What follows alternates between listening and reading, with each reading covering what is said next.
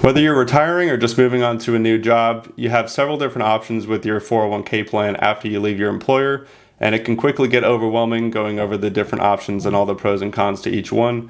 So that's why in today's video, I'm going to break them all down and go over the pros and cons to each of your options that you have with your 401k after you separate from your job.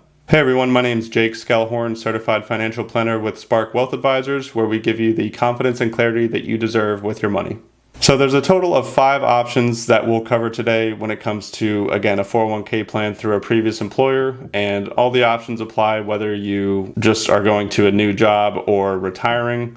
I'll purposely leave the last 2 options till the end because they're the most common options for retirees, and that would be to leave the money in the plan or to roll it over to an IRA. But a couple options that we'll cover first are, 1, just to cash the account out. Rarely does that make sense, so there's not a whole lot of benefit to that other than immediate access to cash.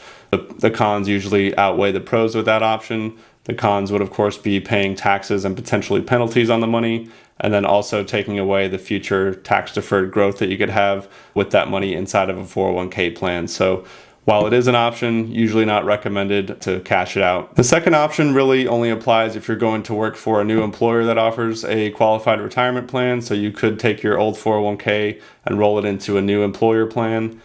Some benefits there would be that you can increase what's available for a loan from your new plan right away.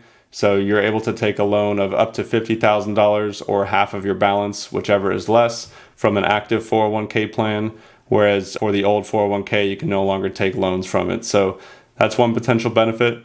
Another potential benefit would be if the new employer 401k plan offers good investment choices that are low cost, it may make sense to roll it into the new plan just to take advantage of those. But some of the downsides of rolling it to a new plan, it really also depends on the plan rules. Every 401k has different plan rules. So often though, you're not able to take that money out of that 401k until you separate service from that employer or you turn age 59 and a half. So keep that in mind whenever you're considering rolling money from an old plan into a new plan. Also, again, I'll say this a few times, depending on the size of your employer, your new 401k plan may have low cost investments or they may be high cost. Generally, larger employers get access to lower cost investments because they have economies of scale. You know, they have a lot of people putting money into them, so they have leverage in negotiating that with the mutual fund companies. So again, large employer, typically lower expenses. Smaller employer may have higher expenses for the investments in that plan. The third option that you'll have with your previous employer's plan would be to convert it to a Roth IRA. Most people have pre-tax dollars in their 401k plan, so converting it to a Roth IRA would mean paying taxes on it now.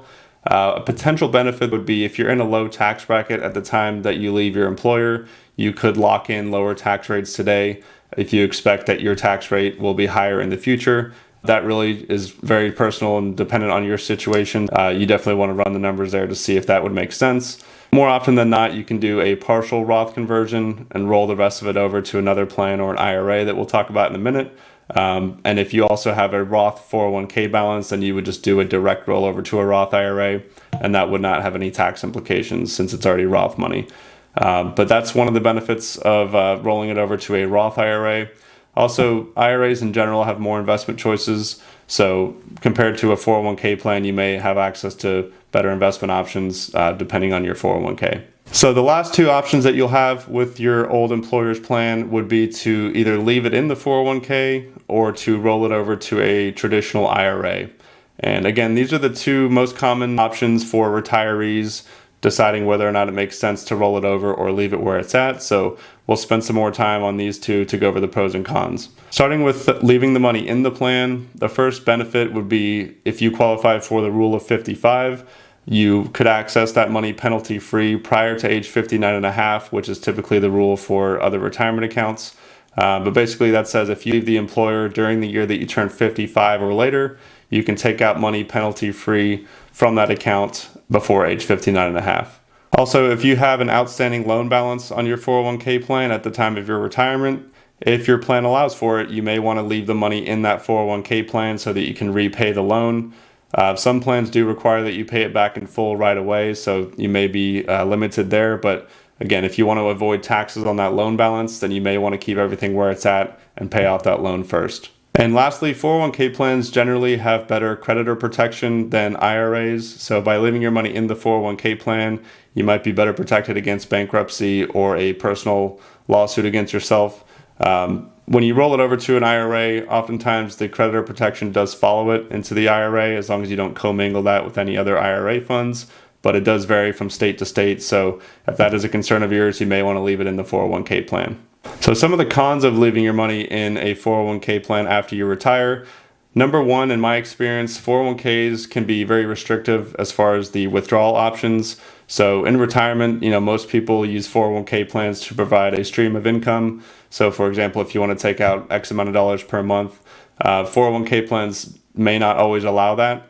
They generally will require you to take a lump sum distribution, but again, it does depend on the plan, so you really want to check with your 401k provider to see what the rules are there. But that's the first con that applies to leaving your money in the 401k is lack of withdrawal flexibility. You also can't contribute money to a 401k plan after you've left the employer. So if you are either working somewhere else or want to continue adding money to a retirement account, you're not able to do that with an old employer's 401k. So that's another downside. And the last option of rolling your 401k over into an IRA after you retire does have its own pros and cons, of course. Starting with the pros, number one is that you're going to have a lot more investment choices with an IRA. So 401ks, while they can offer good investments, they're typically limited to about 10 to 15 different mutual funds. IRAs will offer you almost anything that's available to be traded on the open market. So stocks, bonds, mutual funds, CDs, ETFs, the list goes on there. So with a lot more investment choices available, you can customize your portfolio a little bit more than you would be able to in a 401k plan. Secondly, the main thing here with IRAs is that they offer a lot more withdrawal flexibility. So like I was saying earlier, you can set yourself up a monthly withdrawal like most people do or need in retirement, whereas a 401k, again, you may be limited there. So IRAs generally don't have any limitations on how often you withdraw money, and they also offer a little bit more flexibility with tax withholding.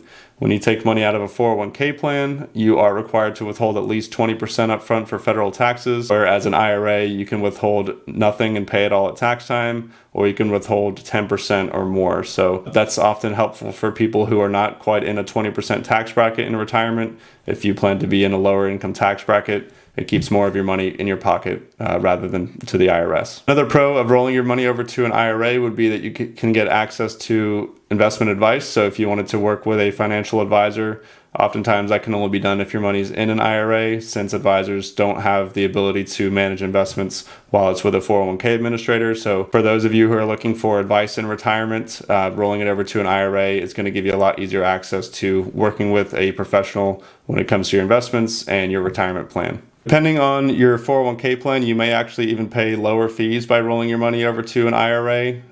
While that can come with higher fees if you're paying for advice, obviously that fee is going towards working with that advisor. But all else equal, investment expenses can potentially be lower in an IRA compared to a 401k plan if, again, you worked for a smaller employer that didn't have the leverage to negotiate lower fees for the mutual funds in the 401k.